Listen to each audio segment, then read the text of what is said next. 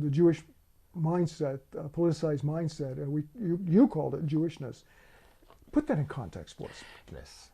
Jewishness is the ideology that drives Jewish politics, Jewish culture. It is self-centric, it is self-loving, it is exclusive, it is racially driven, or at least ethnocentric. Zionism is just one symptom of Jewishness go mad, but the Jewish anti-Zionists are following exactly the same pattern. If you have a group like JVP, it is a Jewish exclusive group. Judaism, which you largely leave alone in your first book, The Wandering Who, is basically today just idolatry of Israel. To a certain extent, the Israeli great philosopher Yeshayahu Leibovich was very clever to notice in the 70s already that Jews believe in many things, but all Jews believe in the Holocaust. And he came to the conclusion that actually the Holocaust is the contemporary Jewish religion. Jewish religion, whatever it is, Holocaust, Judaism, Reformism, or whatever, always make the Jew very special. It is the ultimate form of exceptionalism. Non-assimilation, tribal preservation society, and some of the wording you used in your first book. What is Zionism? Zionism was formed in the light of Jewish emancipation. The nations, the European nations, invited the Jews to join in. And they moved out of the ghetto and they started to drift away. Zionism was an attempt to grab them and to give them a prospect of a new collective future. Those who see an element of specialness in the fact that they are Jews. And this is exactly what Zionism is all about. They don't necessarily follow the Torah. In fact, the early Zionism was formed by Jewish atheists. And those third category, those people who operate politically as Jews, are very, very problematic because whether they understand it or not, they are participating in an ethnocentric, racially driven discourse. Now, you said something interesting. You said Jewish atheist. Isn't that an oxymoron? How can you be an atheist and a Jew? It's not an oxymoron. It's just unusual for a Christian person to think about it. When it comes to Jews or Jewish identity, they've built a very unique trinity that is built on racial orientation, religious orientation, and nationalist orientation. When you attack them, when you attack their politics or the nationalist politics, they hide behind the race. So when you criticize Israel, you attack me because I'm a Jew, because you attack my race, regardless of the fact that Jews are not a race and they've never been a race. Right. This is something that it's kind of, I interject with myself. Jews are not a race. There is no Jewish racial continuum. Jewish politics, Jewish identity politics, Jewish culture is uniquely racist. So when you criticize their politics, they hide behind the race. When you criticize their religion, they become atheist, and then they are just a nation of atheists. The meaning of it is, again, you can hardly run an educated debate with Jews who subscribe to Jewish politics, because you have to run around and you can never catch them in a clear, solid position. Now, in order to make sure that you are paralyzed in such a debate and can never criticize either the Zionist or the anti-Zionist or whatever, you cannot touch this subject. We have to refine the Jewish of the notion of Jewish power. Jewish power is the unique capacity to silence the discussion on Jewish power. So AIPAC is not Jewish power. The Jewish lobby in America is not Jewish power. It's just a symptom of Jewish power.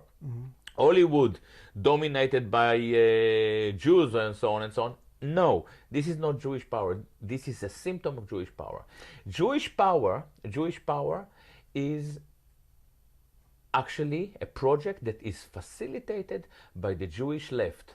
They are gatekeeping the discourse, and I'll be very precise. They planted this political correctness in the heart and mind of each American, or I may even say each Western person. Now, it's certainly hobbled the Palestinian peace movement. For sure. And this is very important, because what is political correctness?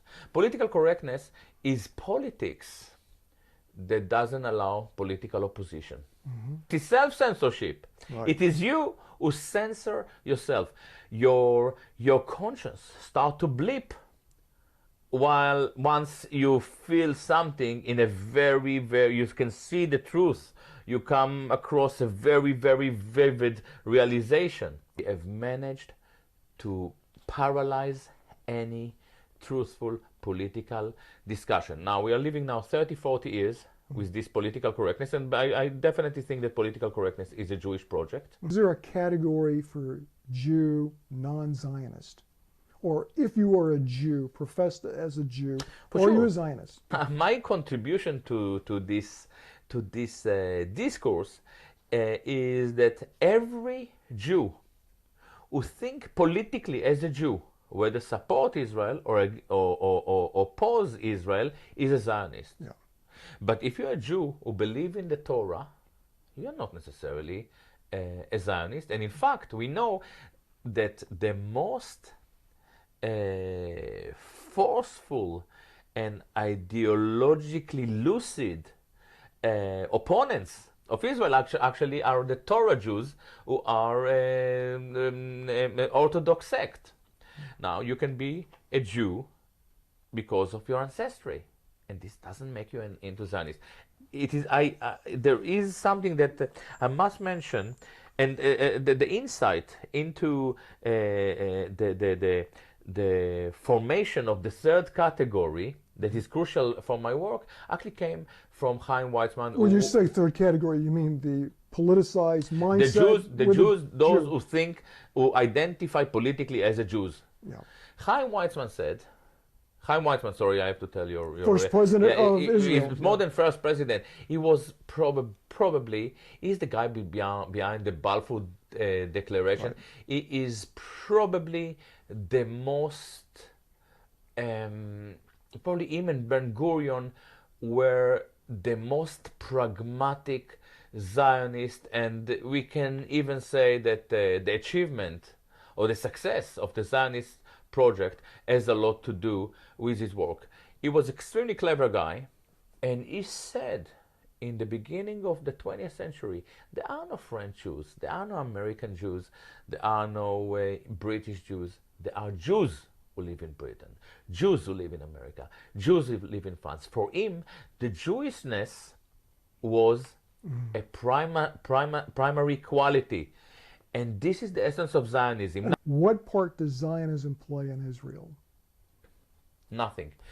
This Zionism is a hoax. Zionism is a hoax. Zionism was the promise to bring the Jews to the promised land and eventually to form a sovereign state. This happened in 1948. And at least from an Israeli perspective, Zionism died there. I grew up in Israel. My parents were born in Palestine. And at a certain stage, it became Israel. We didn't study Zionism. We looked at the diaspora Jew, which is, by the way, a Zionist term, as a bunch of failures. Now, Zionism means a lot for diaspora Jews. if you are a Brooklyn Jew, you may tend to believe that the immigration to Israel would redeem you and make you into a better person. So Zionism is a diaspora Jewish discourse. It has nothing to do with Israel. And when you tell Israelis that you're anti-Zionist, they don't even understand. Well, it's nice. What do you like to eat? You know, they don't understand. It's a peculiar concept for them. Now, the book, Wandering Who, kicked off a lot of controversy.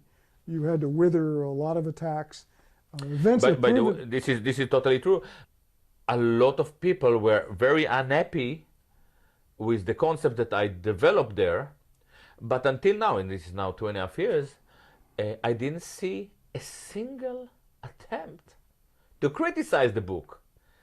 There's not a single attempt to come and to suggest that I was either wrong about facts or that my argument is faulty. Now that brings me to, how did you get started? I joined the Israeli army in 81. In 82, there was a war. I realized that the Israeli army wasn't necessarily a defense force. We were quite aggressive and definitely the offensive act in that conflict. In that war, I started for the first time to see the Palestinians in a different light. I saw Palestinian resistance. I saw the refugee camps. I started to ask questions, and it still took me good 8, 9, or 10 years to realize the sin that was involved with my existence on the so-called Promised Land. Now, you have filled a vacuum with your penetrating, courageous, and pioneering work. Do you think it's because of what Edward Said noticed, that there was no real end in mind among the Palestinians, that you were able to be swept into the leadership role that you enjoy? I don't have any plans to become a leader. I've never been a part of any political movement. The few times that I came close to it, I realized that it's a disaster. Because once you operate within or close to political organizations, you have to subscribe to terminology. So, for instance, the Palestinian Solidarity now, they have BDS, they have colonialism, they like to talk about colonialism and apartheid. It's kind of a jargon. I insist to be a free thinker. And to a certain extent, but you have followers, and you recognize that. I have a lot of followers. I have a lot of followers, and I hope that my followers are brave enough, A, to question everything I'm saying, B, to think critically for themselves. I'm a post-political person. I don't believe in left and right. I despise activism. Rather than being an activist, I much prefer to be very active. And what does it mean for me to be very active? I read a lot. I think a lot. For me, rather than finding a solution, the most important thing is to refine the question. Now, you said a Palestinian peace movement has failed to accomplish even the basics of giving Palestinian human right protections. You called it political masturbation. So what can the Palestinian peace movement do? We are making love to ourselves on the expense of the Palestinians. It's self-affirmation. And as a matter of fact, we know that we achieved nothing. Sad 30, report. 40 years we achieved nothing. Why? Because we are a controlled opposition front. The most important question is, what is going on with this Jewish state? How is it supported by the lobbies? Mm-hmm. What is the relationship between the Jewish ideology, the Old Testament, and so on and so on? These are the most crucial questions. So rather than just saying that the Israelis are not nice and they are very radical racist, or why? But it's taken a Gilad Atzmon to bring a lot of us to that point. Actually, I don't think that I'm alone. I can even see that my detractors are starting to adopt my language. You know, when I looked at the few comments that produced by Ali Abunima, who is kind of my arch detractor, along the last conflict, I could see that he adopted my philosophy and he started to talk about culture. What can we do? And this is the most important question. It is very simple. I go back to the First Amendment. Start to explore your thoughts openly. Celebrate your being. Celebrate the fact that you can see things, that you can feel things. This is the change. Start to say in the open what you think, and you will see that the change. What about the taboos? What about the pressure groups? There is no one who suffered more harassment than me. Mm-hmm. And look at me. I'm a liberator. Every time, every day, you know, every enemy makes me stronger. Mm-hmm. You mentioned Jewish power earlier, but Jewish power may take us into a fiasco with Iran. Who's behind that? Who's going to really gain? Is it an existential threat for Israel that Iran might develop nuclear energy? Unfortunately, Iran doesn't even plan to develop a nuclear weapon, because I think that the only thing that can save the Israelis from themselves is a proper nuclear Iran, power of deterrence. Yeah. The only thing that would restrain this lunacy. And this is very tragic for America. This, what we see now is the end of the empire. It is not a secret that American politics is dominated by a foreign lobby, namely AIPAC, the Jewish lobby.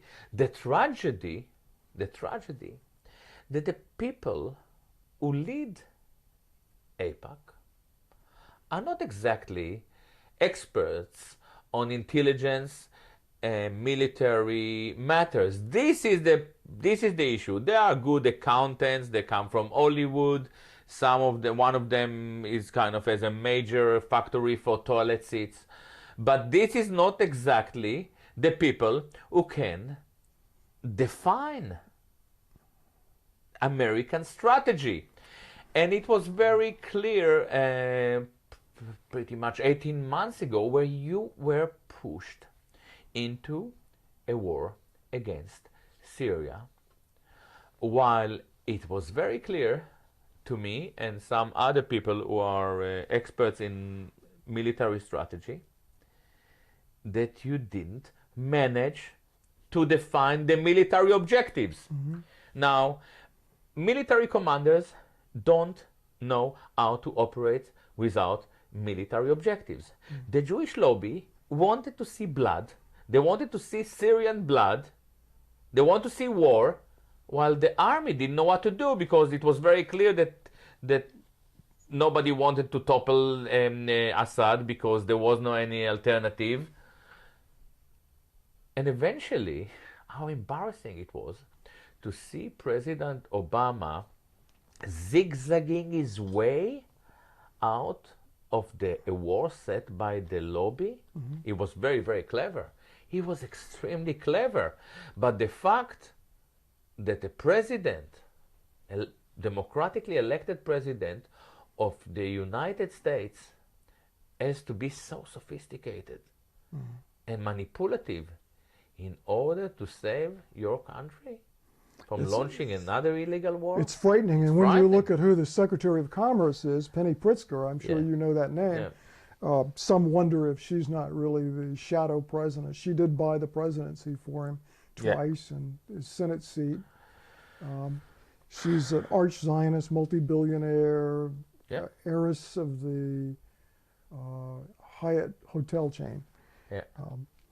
Is superpower being transferred from the United States to Israel? I think that by now it is very clear to many of us, including the Israeli leadership, that Washington is Israel's most subservient colony. Yeah. You know, so California is a kibbutz. You know, California, definitely New York, in Manhattan, is a kibbutz. You know, you have a few progressive Jews with a lot of volunteers around. How does a tiny sliver of the population in America, Jews, all Jews, or 2%?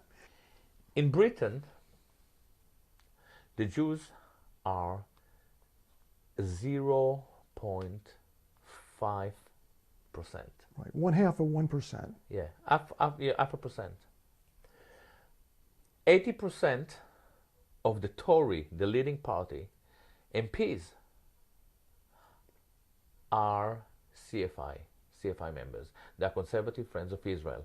80% of the leading party MPs are friends of Tel Aviv. How many of them are friends of Glasgow or Edinburgh? Yeah. Maybe not even one. No. It's incredible. This is incredible. Now, this is just 0.5%.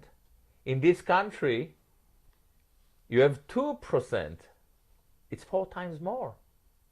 So it's not very surprising that the operation is much more, the domination of Jewish elite is more significant.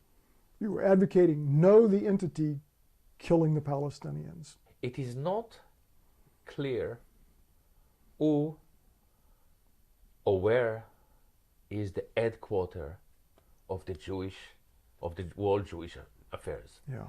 Is it in? Is it in the Knesset? Is the Israeli cabinet? Is it in Wall Street? Is it in George Soros? Is it here, in this room now? It is not clear. And I looked into it for many years, and I realized that the most sophisticated element of at the core of Jewish domination is the fact that we have managed to create a tribal setting that operates like an organismus. Mm-hmm. When you shoot the gun and kill, is it the finger that is complicit in the kill? Is it the arm? Mm-hmm. Is it the brain? Is it the eye? Mm-hmm. It's all of you. It's all of you. And yet, not a single organ is responsible. Right. Even I, Gilad Atzmon, an ex-Jew, serve the Jewish cause by talking to you now. Mm-hmm. Because if tomorrow somebody will attack a Zionist and say, listen, you know, all the Jews, they are your warmongers, we'll say, look at Gilad Atzmon. Mm-hmm. He's one of us. Mm-hmm. At least ethnically. And he's against it.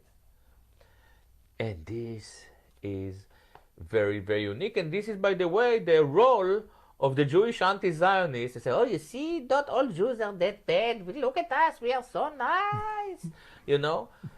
Yeah, we are used to it. And this is why, in order to save America and to save the Jews from themselves or from the cognitive elite, because it's always, by the way, the cognitive elite that brings disaster on the Jews and they never suffer. How many Rothschild died in the Shoah? None. None. Even Soros was working with Nazis. You know about it, yeah? No, I don't. But Yeah, for sure. You can check it out. It's on the net, although he invests quite a bit of money hiding it. But Soros was the kids who delivered for the Nazis the deportation notes to the Jews. He was a Nazi collaborator. Now, I want to put a moral model in front of you and have you react. The Catholics experienced a pedophilic church. The priests were all, preying on the kids. They left in droves. Catholics became ex-Catholics really fast. Yeah. Now they've returned because that exodus corrected their church. It's now back on a moral track. Is something like that needed for Judaism, for Jews? Is it even doable? Or just react to that model? It's such a beautiful question. It is very clear to me that a lot of Jews are drifting away all the time. But I don't think the Jews, and this is my answer to the Jewish question. It's the first time that I say it in front of camera. I don't think that there is a collective answer to this question. If you're a Jew, you are troubled, find your way. Find your way. Don't try to find other Jews that feel like you. Find your way, deal with it, go. You are free. If you are a Jew and you are troubled, and you should be troubled, find your way out. There is no collective solution. There is no solution to the Jewish question. Right. Find your way out. I found my way out, and some people would say that I'm not out. By the way, I'm not out. I cannot pass a day without reading text about Jews. I'm obsessed with it. I love it. Are you hopeful for the future? I'm very, very troubled with the state of your country. And I think that you are in big trouble. And you are in big trouble because of that lobbies that dominate your politics and drag you into war. And I think America is very important for me as a musician, as an artist, as a humanist. There are so many things that I love about this country. And I'm very troubled by it. And I'm very troubled by the level of oppression that we see in Palestine. And I think that Jews are bringing a huge disaster on themselves. Jewish bad behavior. Opposition to that is the only thing that can save us as well as the Jews. Gilad Atzmon, I want to thank you very, very much for a wonderful discussion. You have informed us and to speak from your heart. Yeah.